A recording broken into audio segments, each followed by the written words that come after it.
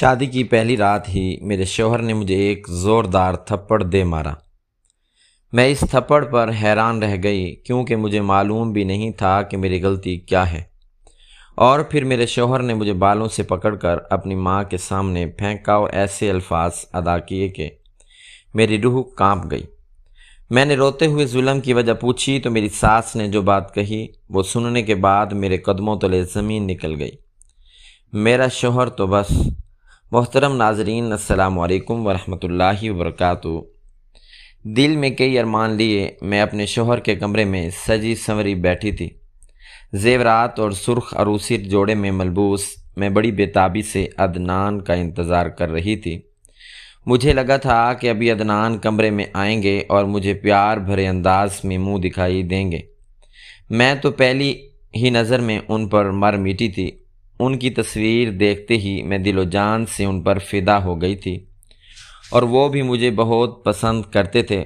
شادی سے پہلے جب بھی وہ میرے گھر آتے تو میرے لیے تحفے لاتے۔ میری ساس بھی مجھ سے بہت پیار جتاتی تھیں اور میرے بہت لاڈ اٹھاتی تھیں۔ نکاح پر عدنان نے مجھے ڈائمنڈ کی رنگ پہنائی تھی۔ سب رشتہ دار میری قسمت پر رشک کیا کرتے تھے۔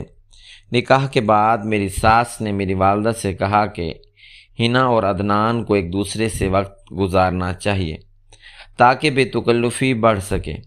چنانچہ عدنان اکثر مجھے باہر ریسٹورنٹ لے جاتا، خوب باتیں کرتے، رومانٹک باتیں کرتے اور وہ بھی ہماری زندگی کے لیے بہت خوبصورت لمحات تھے۔ پر کون جانتا تھا کہ یہ سب ایک ڈھونگ تھا۔ رخصتی سے 15 دن پہلے عدنان نے مجھے ٹرپ کے بارے میں بتایا تو میں خوشی سے پھولے نہیں سما رہی تھی۔ میں آئینے کے آگے کھڑی اپنی قسمت پر اتراتی تھی۔ میری والدہ کہتی تھی میری بیٹی کی قسمت بہت پیاری ہوگی، پر مجھے کیا پتہ تھا کہ یہ پیار کرنے والا شخص میری زندگی کو ایک عجیب سے موڑ پر لا کھڑا کر دے گا۔ رخصتی کی رات میں اپنے کمرے میں عدنان کا شرماتے ہوئے بے صبری سے انتظار کر رہی تھی۔ اچانک عدنان کمرے میں داخل ہوئے۔ میرے دل کی دھڑکن تیز ہو گئی۔ وہ میرے پاس آ کر بیٹھ گئے لیکن خاموش رہے۔ جب یہ خاموشی طویل ہونے لگی تو مجھے تعجب ہوا کہ آخر وہ کیوں چپ ہیں۔ عدنان غصے سے سرخ ہو رہے تھے۔ میں نے ہمت کر کے نظریں جھکائے اپنے ہاتھ ان کی طرف بڑھائے اور کہا کہ لائیں میری منہ دکھائی دیں۔ بس اتنا کہنا تھا کہ انہوں نے میرے منہ پر ایک زوردار تھپڑ دے مارا۔ میں بیڈ پر گر گئی۔ اٹھنے کی ہمت بھی نہ تھی کہ انہوں نے میرے بالوں سے مجھے پکڑ کر گھسیٹتے ہوئے کمرے سے باہر نکال دیا۔ میں سمجھ ہی نہیں پا رہی تھی کہ میرے ساتھ یہ کیا ہو رہا ہے۔ میں نے کہا عدنان میرے بال چھوڑیے، مگر انہوں نے مجھے باہر بیٹھی میری ساس شفقت بیگم کے قدموں میں جا پھینکا اور بولے یہ لے اماں، جو تو نے کہا تھا میں نے ویسے ہی کیا۔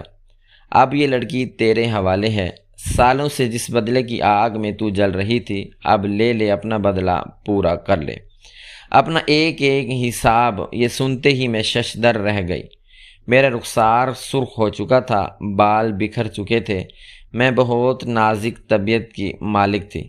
آج تک میرے والدین نے مجھ سے اونچی آواز میں بات تک نہیں کی تھی۔ میں ساس کے قدموں میں گر کر رو رہی تھی۔ وہ مجھے غصے سے گھور رہی تھیں۔ ان کی آنکھوں میں بدلے کی آگ تھی۔ انہوں نے میرے جبڑوں کو زور سے پکڑا اور کہا کہ برسوں سے اس وقت کا انتظار تھا۔ مجھے اب دیکھنا میں تیرا کیا حال کرتی ہوں۔ یہ کہہ کر انہوں نے مجھے ایک اندھیرے کمرے میں دھکیل کر باہر سے لا کر دیا۔ میں چیختی چلاتی رہی مگر کوئی مدد کو نہ آیا۔ بھوک سے نڈھال میں اس اندھیرے میں قید ہو کر رہ گئی اور سوچتی رہی کہ آخر میرا قصور کیا ہے۔ کمرے میں اندھیرا اس قدر گہرا تھا کہ مجھے اپنے ہاتھ بھی دکھائی نہیں دے رہے تھے۔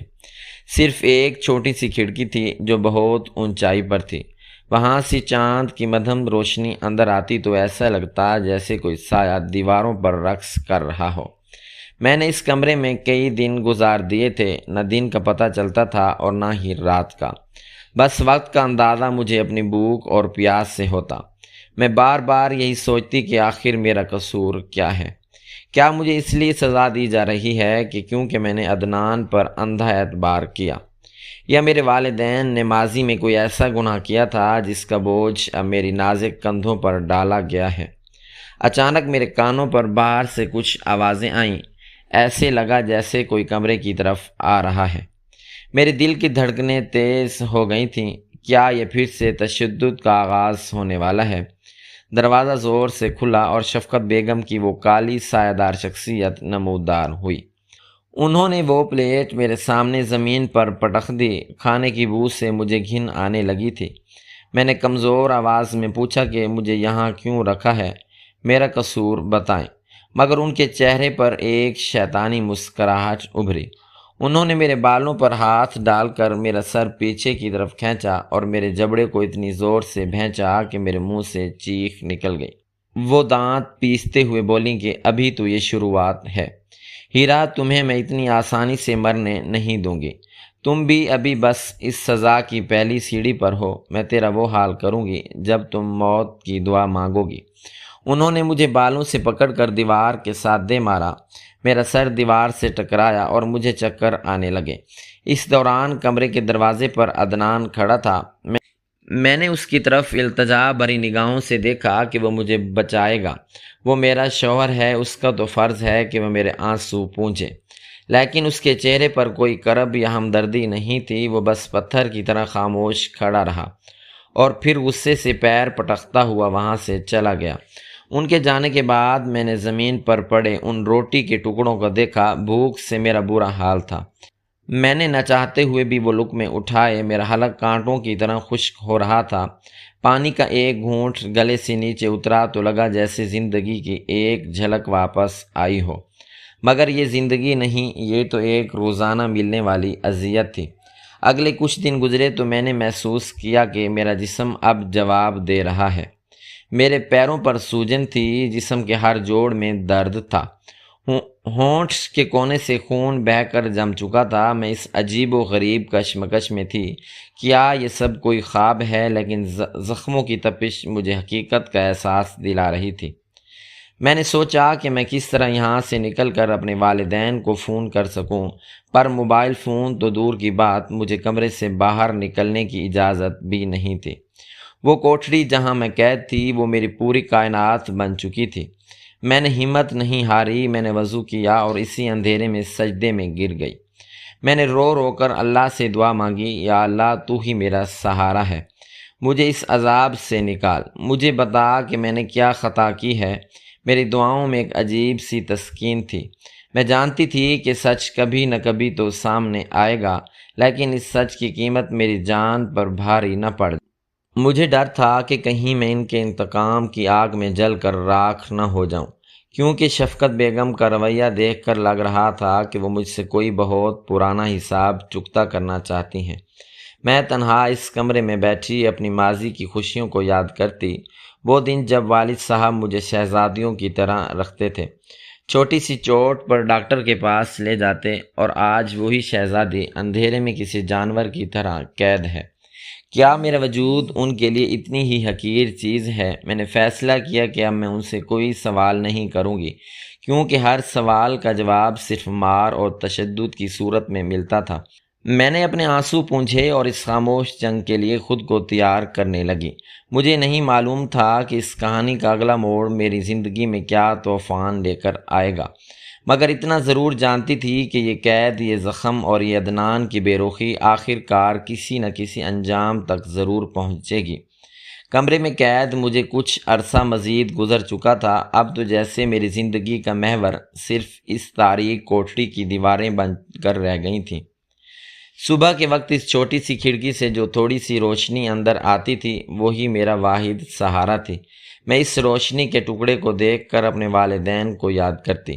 میری آنکھوں میں دردناک آنسو ہوتے اور میں تنہائی میں بلک بلک کر روتی۔ مجھے یاد آنے لگا وہ وقت جب میرے والد مجھے شہزادیوں کی طرح رکھتے تھے۔ ایک بار پھل کاٹتے وقت میرے ہاتھ پر چھری کا معمولی سا زخم کیا لگا، میرے والد نے تو گھر میں ایک طوفان اٹھا دیا تھا۔ ڈاکٹر کو بلا کر پٹی کروائی، مجھے کچن کے قریب بھی نہیں جانے دیتے تھے، اور آج وہی لاڈلی بیٹی ایک اندھیرے کمرے میں سسک سسک کر اپنی زندگی کے دن گن رہی تھی۔ ایک دن صبح سویرے جب میں ابھی نیم غنودگی کے عالم میں تھی، دروازہ کھلا۔ میں نے دیکھا کہ شفقت بیگم میرے سامنے کھڑی تھی۔ ان کے ہاتھ میں ایک لمبی رسی تھی۔ میں نے فوراً اٹھ کر بیٹھ گئی۔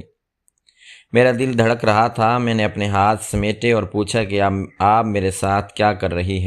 مگر وہ کچھ بولے بغیر آگے بڑھیں۔ ان کی آنکھوں میں جیسے خون اترا ہوا تھا۔ انہوں نے میرے ہاتھوں کو زبردستی پکڑ لیا۔ میں نے خود کو چھڑوانے کی بری کوشش کی، چیخ و پکار کی، مگر ان کی گرفت بہت مضبوط تھی۔ انہوں نے میرے دونوں ہاتھوں کو رسی سے باندھ دیا۔ میری کلائیوں میں رسی کے کھردرے پن سے خراشیں پڑ گئیں اور خون ٹپکنے لگا۔ میں نے درد سے کراتے ہوئے کہا کہ میں نے آپ کا کیا بگاڑا ہے؟ کیوں کر رہی ہیں آپ ایسا؟ لیکن وہ ایک ایسا شفاق مجرم کی طرح میرے سامنے بیٹھ گئیں اور شیطانی ہنسی ہنستے ہوئے بولیں کہ میرا نام شفقت بیگم ہے۔ جب تک میں تجھے اذیت میں نہیں دیکھ لیتی میرے دل کو سکون نہیں ملتا۔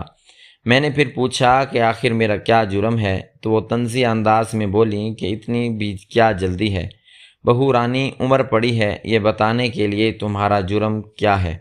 میرے ہاتھوں پر رسیوں کے نشان گہرے ہو چکے تھے۔ میں نے اپنا ہاتھ آزاد کروانے کے لیے زور لگایا تو کلائیوں سے خون مزید تیزی سے بہنے لگا۔ میرا پورا وجود درد سے کانپ رہا تھا، مگر وہ پتھر دل عورت وہاں سے نہ ہلی۔ وہ دن گزرنے کے بعد جب رات کا اندھیرا چھا جاتا تو میرا خوف کئی گنا بڑھ جاتا تھا، اور اس کمرے میں رات کے وقت عجیب و غریب آوازیں سنائی دیتیں، کبھی بلیوں کے غرانے کی آواز تو کبھی کسی چیز کے رینگنے کا احساس، جس سے میں خوف کے مارے دہل جاتی۔ میں چیختی چلاتی، لیکن وہاں میری فریاد سننے والا کوئی نہیں تھا۔ ایک دن جب میں اپنی چیخوں میں ڈوب کر بے ہوش ہونے کے قریب تھی، اچانک عدنان دروازے پر نمودار ہوا۔ اس نے میری بگڑتی ہوئی حالت دیکھی، شاید اسے مجھ پر کچھ ترس آ گیا، یا وہ میرے جسم سے بہتے ہوئے خون کو دیکھ کر اندر سے لرز اٹھا۔ اس نے مجھے کندھوں سے تھام کر اٹھایا، میرے سامنے پانی کا ایک گلاس رکھا۔ وہ خاموش میرے پاس کھڑا تھا اور اس کی نگاہوں میں پچھتاوا اور دکھ کی ایک ہلکی سی لہر تھی، جیسے وہ مجھ پر ہونے والے اس ظلم کو دیکھ کر خود بھی کرب میں مبتلا ہو رہا ہو۔ میں نے لڑکھڑاتے ہوئے ہاتھوں سے پانی پیا ہی تھا کہ اتنی دیر میں شفقت بیگم وہاں آ گئیں۔ وہ عدنان پر برس پڑیں کہ تمہیں کس نے کہا اس کو باہر نکالنے کے لیے؟ عدنان کا ہاتھ جھٹک کر انہوں نے مجھے واپس اسی کمرے میں دھکیل دیا اور باہر سے زور سے دروازہ لاک کر دیا۔ میں اندر گر گئی۔ روتے روتے میری آنکھیں سوج کر بند ہو چکی تھیں، میری رنگت پیلی پڑ گئی تھی۔ میں روزانہ اللہ سے دعا کرتی، یا اللہ مجھے اس عذاب سے نکال۔ میں ان لوگوں سے سوال کرنا بھی چھوڑ چکی تھی، کیونکہ جانتی تھی کہ ان کے پاس میرے سوالوں کا کوئی جواب نہیں۔ بس انتقام کی ایک اندھی لہر ہے جو مجھے بہا کر لے جا رہی ہے۔ وقت گزرتا رہا، میری زندگی اس اندھیری کوٹری میں گھٹتی جا رہی تھی۔ میری امیدیں ٹوٹنے لگی تھیں اور میں نے اب صرف اپنے رب سے لو لگا لی تھی، کیونکہ ان لوگوں سے کسی قسم کی توقع رکھنا خود کو مزید اذیت میں مبتلا کرنے کے مترادف تھا۔ ایک دن عدنان اپنی ماں کے کمرے سے باہر نکلے۔ ان کے چہرے پر ایک عجیب سی سنجیدگی تھی۔ وہ میری کوٹھری کے پاس آئے، کچھ لمحے خاموش کھڑے رہے اور پھر شفقت بیگم سے مخاطب ہو کر بولے، بس اماں، بہت ہو گیا، آخر اس میں اس کا کیا قصور ہے؟ میں نے یہ سنا تو میری سانسیں تھم گئیں۔ پہلی بار کسی نے میرے حق میں آواز اٹھائی تھی۔ شفقت بیگم غصے سے بھر کر چلائیں، بھول گئے ہو یا میں تمہیں یاد دلاؤں؟ عدنان کچھ دیر خاموش رہے، پھر ان کی آواز میں ایک دبی ہوئی تکلیف سنائی دی، مجھے سب یاد ہے، میں چاہ کر بھی نہیں بھول سکتا اپنے ساتھ ہوئی ناانصافی، لیکن اگر تو اسے ایسے ہی روز کمرے میں بند رکھے گی تو آخر یہ مر جائے گی۔ اگر یہ مر گئی تو تجھے سکون کیسے ملے گا؟ کچھ دیر کی تکرار کے بعد شفقت بیگم بظاہر مان گئیں۔ انہوں نے دروازہ کھولا اور مجھے باہر نکال کر کچن کی طرف دھکیل دیا۔ میں کئی دنوں بعد دھوپ کی روشنی دیکھ رہی تھی، میری آنکھیں چندھیا رہی تھیں۔ انہوں نے گھر کے سارے نوکروں کو نکال دیا تھا اور اب پورا گھر، برتن، کپڑے اور صفائی ستھرائی کی ساری ذمہ داری میرے کمزور کندھوں پر ڈال دی گئی تھی۔ میں سارا دن کام میں جٹی رہتی اور جب میں تھک کر بیٹھ جاتی تو شفقت بیگم کوئی نہ کوئی کام دوبارہ شروع کروا دیتی تاکہ مجھے آرام کا ایک لمحہ بھی نہ ملے۔ اسی دوران ایک دن شفقت بیگم کی طبیعت اچانک بگڑ گئی۔ انہیں شوگر اور ہائی بلڈ پریشر کا پرانا مرض تھا۔ عدنان انہیں ہسپتال لے گئے۔ جب وہ واپس آئے تو ان کے ہاتھوں میں دوائیوں کے تھیلے تھے۔ شفقت بیگم بستر پر نڈھال پڑی تھیں۔ عدنان نے مجھے کمرے میں آ کر حکم دیا کہ آج سے کھانا تم بناؤ گی، اماں کی طبیعت ٹھیک نہیں ہے۔ ورنہ تو شفقت بیگم مجھے کچن میں پاؤں تک نہیں رکھنے دیتی تھیں، صرف جھاڑو پونچھا میرا مقدر تھا۔ میں نے کچن سنبھال لیا، اپنے ہاتھوں سے کھانا بنایا۔ عدنان اور ان کی ماں کو وہ کھانے پسند آنے لگے تھے۔ بیماری کے ان چند دنوں میں وہ خاموش تھیں، میں ان کی خدمت کرتی، دوائیاں وقت پر دیتی۔ وہ مجھ سے بات تو نہیں کرتی تھیں، لیکن میرا وجود اب اس کمرے کی چار دیواری تک محدود نہیں رہا تھا۔ مجھے کوٹھڑی سے کچھ حد تک آزادی مل گئی تھی۔ یہ میرے لیے کسی معجزے سے کم نہیں تھا، لیکن دل ہی دل میں اب بھی ایک کسک باقی تھی کہ کاش میں اپنی والدہ سے رابطہ کر سکتی۔ پر سسرال میں موبائل فون تو دور کی بات، مجھے گھر سے باہر قدم رکھنے کی بھی اجازت نہیں تھی۔ میں ہر وقت اللہ سے دعا مانگتی کہ کوئی راستہ نکل آئے۔ مجھے امید تھی کہ صبر کا یہ پھل مجھے کسی نہ کسی دن اس گھر سے مکمل رہائی دلا دے گا، لیکن قسمت کو کچھ اور ہی منظور تھا۔ ایک دن میں کچن میں کھانا بنا رہی تھی، شفقت بیگم اچانک اندر آ گئیں۔ مجھے دیکھ کر وہ پھر سے پرانی وحشت میں مبتلا ہو گئیں۔ انہوں نے میرے ہاتھ پکڑ کر جلتے ہوئے گرم پتیلے سے لگا دیے۔ میں چیخ اٹھی، میری چیخیں پورے گھر میں گونج اٹھی تھیں۔ میرا ہاتھ بری طرح جھلس گیا۔ میں تڑپ رہی تھی مگر وہ چھوڑنے کا نام ہی نہیں لے رہی تھیں۔ اتنے میں عدنان کچن میں داخل ہوئے۔ انہوں نے اپنی ماں کا ہاتھ جھٹک کر مجھے بچایا۔ ان کی آنکھوں میں پہلی بار غصہ نہیں بلکہ ایک عجیب سی کشمکش تھی۔ انہوں نے شفقت بیگم کا ہاتھ پکڑا اور انہیں باہر کمرے میں لے گئے۔ میں درد سے کراتی ہوئی وہیں زمین پر بیٹھ گئی اور رونے لگی۔ میرا ہاتھ جل رہا تھا۔ میں دروازے کے پاس چھپ کر کھڑی ہو کر ان کی باتیں سننے کی کوشش کر رہی تھی، لیکن وہ اتنی دور جا چکے تھے کہ مجھے کوئی آواز سنائی نہیں دے رہی تھی۔ بس اتنا معلوم تھا کہ عدنان اب کچھ بدلنے کی کوشش کر رہے تھے۔ کیا وہ واقعی مجھ پر ترس کھا رہے تھے یا یہ بھی ان کے انتقام کا کوئی نیا روپ تھا؟ اگلے دن جب میں کچن میں ڈرتے ڈرتے داخل ہوئی تو مجھے یہ ڈر تھا کہ نہ جانے آج پھر شفقت بیگم کون سا نیا عذاب لے کر آئیں گی۔ لیکن وہ کچن میں آئیں اور میری طرف دیکھے بغیر اپنا ضروری سامان اٹھایا اور خاموشی سے باہر چلی گئیں۔ انہوں نے مجھ پر کوئی ہاتھ نہیں اٹھایا۔ یہ خاموشی میرے لیے ایک عجیب سا سکون لے کر آئی تھی۔ تھوڑی دیر بعد عدنان کچن میں داخل ہوئے۔ ان کے ہاتھ میں ناشتے کے کچھ پیکٹس تھے۔ میں انہیں دیکھ کر سہم گئی، مگر ان کے چہرے پر آج وہ پرانی درندگی نہیں تھی۔ انہوں نے نرم لہجے میں کہا، ہیرا آج تمہیں کچھ بنانے کی ضرورت نہیں ہے، میں باہر سے ناشتہ لے کر آیا ہوں۔ تمہارے ہاتھ پر چوٹ لگی ہے، آرام کرو۔ وہ میرا ہاتھ تھام کر مجھے ناشتے کی میز پر لے گئے۔ میں میز پر بیٹھ کر انہیں دیکھ ہی رہی تھی کہ یہ لمحہ میرے لیے کسی خواب جیسا تھا۔ 20 دن کی قید اور تشدد کے بعد یہ پہلا موقع تھا کہ میں ان کے ساتھ بیٹھ کر سکون سے سانس لے پا رہی تھی۔ عدنان نے مجھے بڑے پیار سے ناشتہ پیش کیا۔ شفقت بیگم بھی وہاں آ گئیں۔ وہ خاموشی سے بیٹھ کر ناشتہ کرنے لگیں۔ حالانکہ ان کی آنکھوں میں وہ نفرت اب بھی موجود تھی، مگر انہوں نے مجھے کچھ نہیں کہا تھا۔ ناشتہ ختم ہوا تو عدنان میرا ہاتھ پکڑ کر اپنے کمرے میں لے گئے۔ انہوں نے کمرے کا AC آن کیا اور مجھے بیڈ پر بیٹھنے کا اشارہ کرتے ہوئے کہا کہ تم یہاں آرام کرو، میں شام کو آؤں گا، کوشش کرنا بلا وجہ کمرے سے باہر نہ نکلو۔ میں حیرت اور خوشی سے انہیں دیکھتی رہ گئی۔ ان کی یہ باتیں میرے ذہن میں ہلچل مچا رہی تھیں۔ کیا یہ وہی شخص ہے جس نے شادی کی پہلی رات مجھے تشدد کا نشانہ بنایا تھا؟ وہ تیار ہو کر دفتر چلے گئے اور میں اس کمرے میں تنہا رہ گئی۔ یہ کمرہ جہاں کبھی مجھے داخل ہوتے ہوئے خوف آتا تھا، اب میرے لیے کسی جنت سے کم نہیں تھا۔ میں نے اپنے کپڑوں میں ایک نیا سوٹ نکالا، فریش ہوئی اور آرام کرنے لگی۔ شام کو جب عدنان واپس آئے تو انہوں نے مجھے اٹھایا اور میری طبیعت پوچھی۔ اتنی دیر میں ایک نوکر میرے لیے جوس اور ریفریشمنٹ لے کر کمرے میں داخل ہوا۔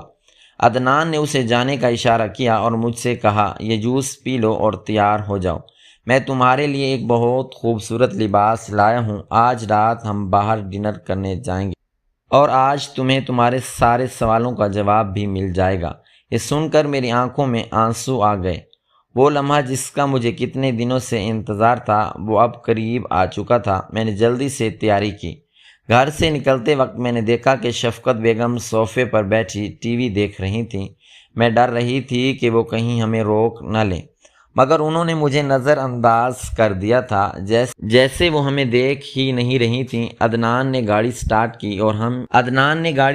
کی اور ہم اسی ریسٹورنٹ کی طرف چل پڑے جہاں ہم اپنی رخصتی سے پہلے جایا کرتے تھے، جہاں عدنان نے مجھے آخری بار پھولوں کا گلدستہ دیا تھا۔ راستے بھر میں خاموش تھی، میرے ذہن میں صرف وہ سوال گردش کر رہے تھے جو میری زندگی کو ایک جہنم بنا چکے تھے۔ لیکن آج پہلی بار مجھے لگ رہا تھا کہ شاید میری زندگی کا یہ بھیانک خواب اب ختم ہونے والا ہے۔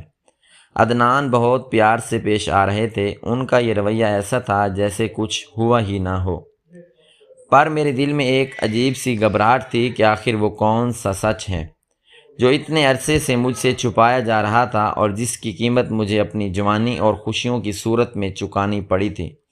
ریسٹورنٹ کا وہی ماحول، وہی خوشبو اور وہی میز تھی جہاں کبھی ہم اپنی خوشگوار زندگی کے خواب بنتے تھے۔ عدنان نے میری تمام پسندیدہ ڈشز آرڈر کیں، لیکن میرے لیے نوالا حلق سے اتارنا بھی محال تھا۔ میرے ذہن میں صرف وہ 20 دن کی قید، رسیوں کے نشان اور وہ اذیت ناک چیخیں گردش کر رہی تھیں۔ عدنان بہت سکون سے کھانا کھا رہا تھا، جیسے اسے کسی چیز کی جلدی نہ ہو۔ آخر کار جب کھانا ختم ہوا تو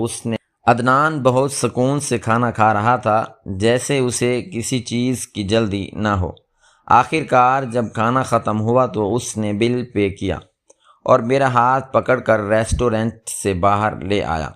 ہم ایک قریبی باغ کے خاموش کونے میں لگے بینچ پر بیٹھ گئے۔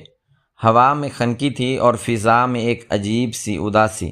میں نے ہمت کر کے پوچھا، عدنان مجھے بتائیں یہ سب کیا تھا؟ یہ 20 دن میرے لیے ایک قیامت تھے، آپ نے ایسا کیوں کیا؟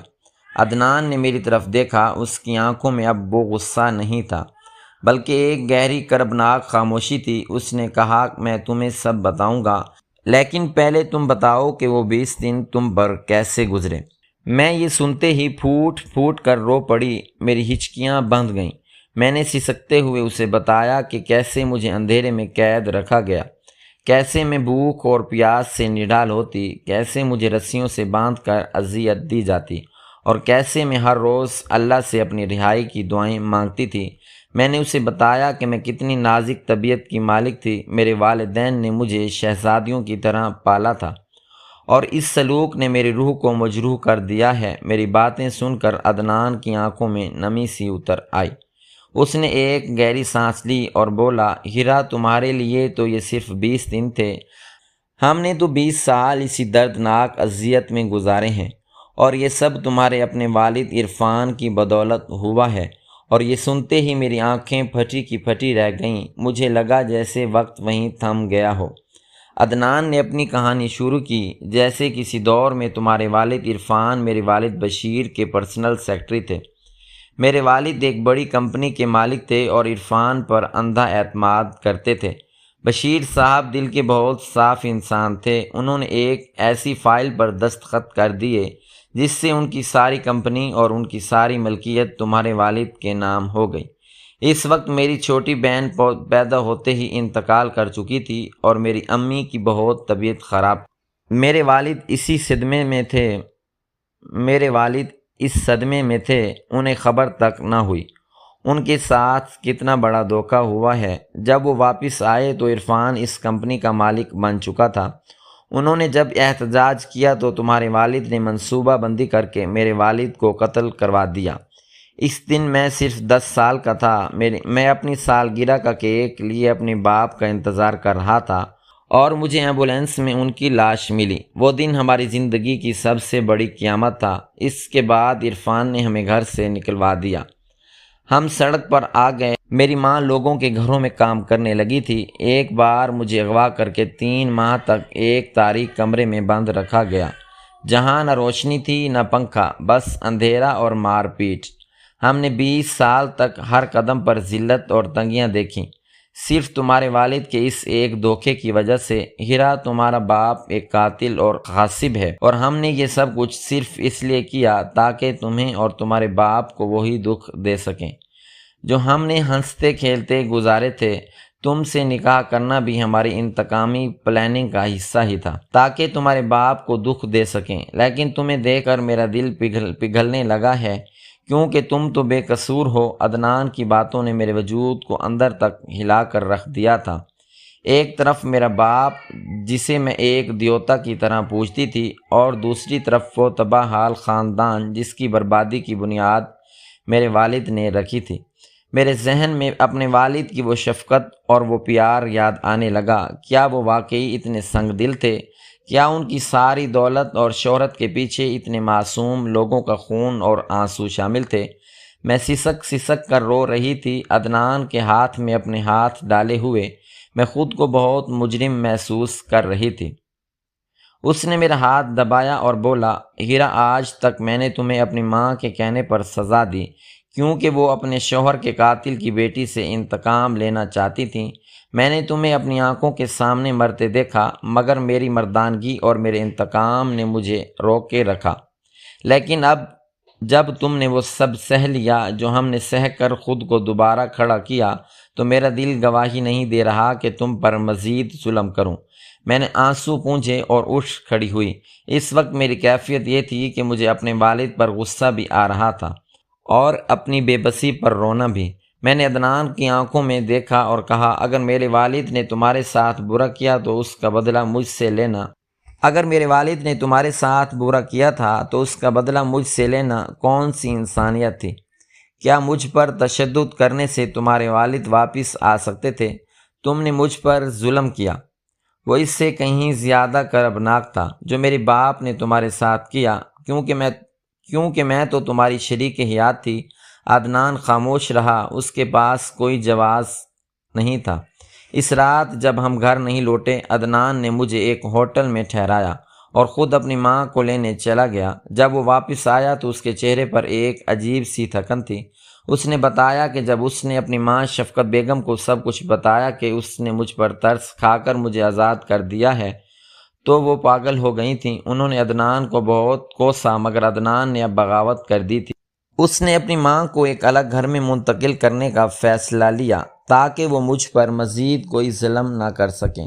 جب میں گھر واپس پہنچی تو شفقت بیگم وہاں نہیں تھیں۔ گھر میں ایک سناٹا تھا، وہی کمرے، وہی دیواریں، لیکن اب وہاں انتقام کی آگ نہیں تھی۔